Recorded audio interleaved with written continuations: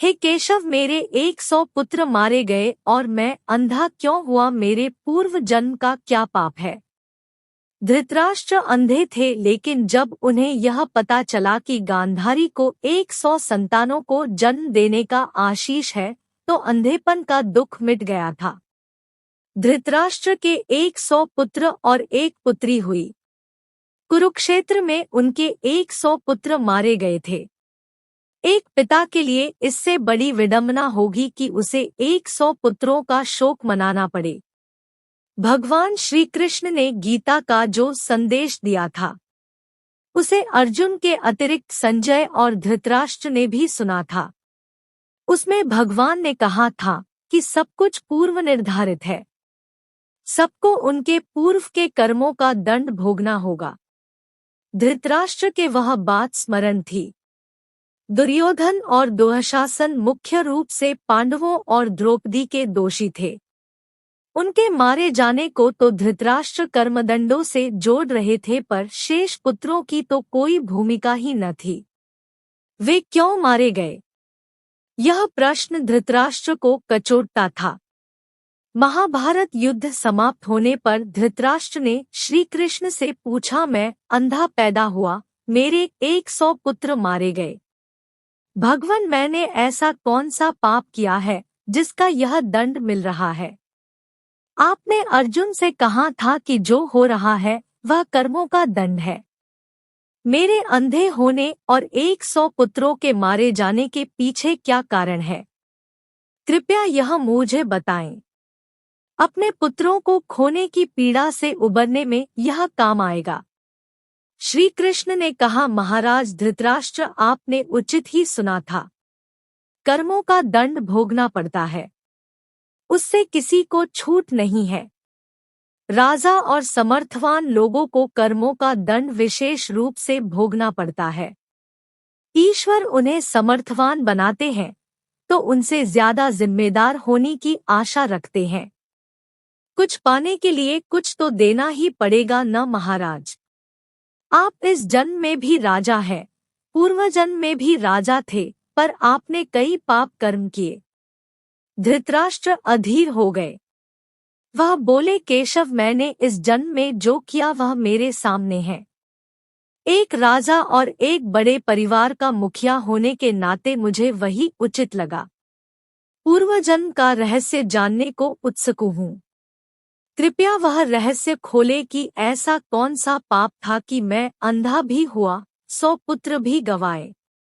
भगवान श्री कृष्ण ने धृतराष्ट्र को पूर्वजन्म की याद दिलानी शुरू की। उन्हें पूर्वजन्म में लेकर गए।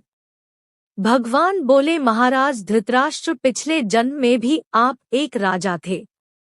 आपके राज्य में एक तपस्वी ब्राह्मण रहते थे। ब्राह्मण के पास हंसों का एक जोड़ा था जिसके 4 बच्चे थे। ब्राह्मण को उन हंसों से अपने संतान के जैसा लगाव था। ब्राह्मण को तीर्थयात्रा पर जाना था, लेकिन हंसों की चिंता में वह जा नहीं पा रहे थे। उसने अपनी चिंता एक साधु को बताई। साधु ने कहा, तीर्थ में हंसों को बाधक बताकर हंसों का अगला जन्म खराब क्यों करते हो? राजा प्रजापालक होता है, तुम और तुम्हारे हंस दोनों उसकी प्रजा हो। हंसों को राजा के संरक्षण में रखकर तीर्थ को जाओ। आप एक प्रजापालक राजा थे, इसलिए ब्राह्मण को यह बात जम गई। वह आपके पास आया और अपनी सारी परेशानी कह सुनाई। आपने ब्राह्मण के तीर्थ से लौट आने तक हंसों की रक्षा का दायित्व स्वीकार लिया। ब्राह्मण हंस और उसके बच्चे आपके पास रखकर तीर्थ को गए।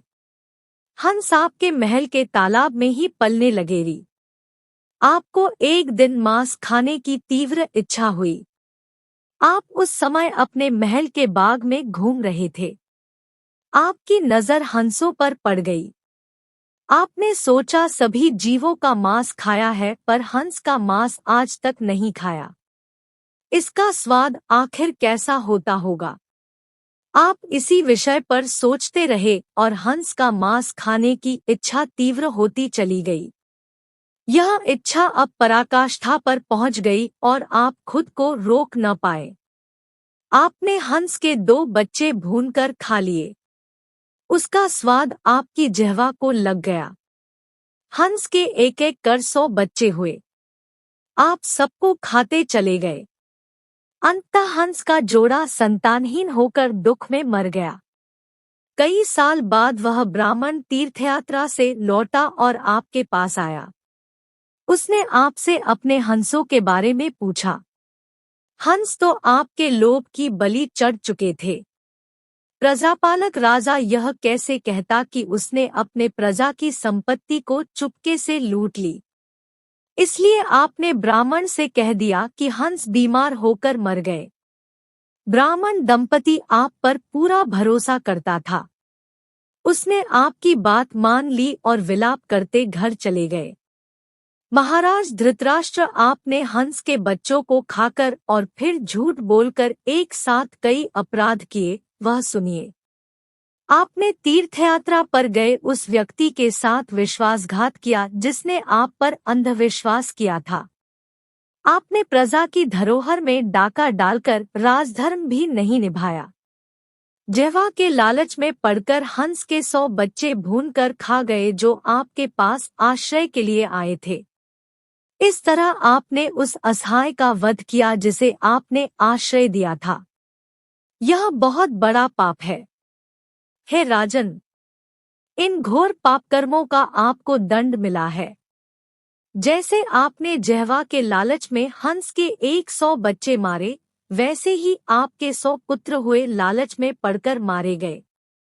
उन सबकी जिह्वा भी आवश्यकता से अधिक उदंड थी। जिसने आप पर आंख मूंद कर भरोसा किया, उस तीर्थयात्री से आपने झूठ बोला और राजधर्म का पालन नहीं किया। कोई आंख मूंद कर विश्वास करे तो उसका विश्वास कभी नहीं तोड़ना चाहिए। इसी विश्वासघात के कारण आप अंधे और राजकाज में विफल व्यक्ति हो गए। श्री कृष्ण ने कहा, सबसे बड़ा छल होता है विश्वासघात। आप उसी पाप का फल भोग रहे हैं। दोस्तों, कहानी अच्छी लगी तो हमारे चैनल को जरूर सब्सक्राइब करें, वीडियो को लाइक करें, शेयर करें, कमेंट करें। Thank you.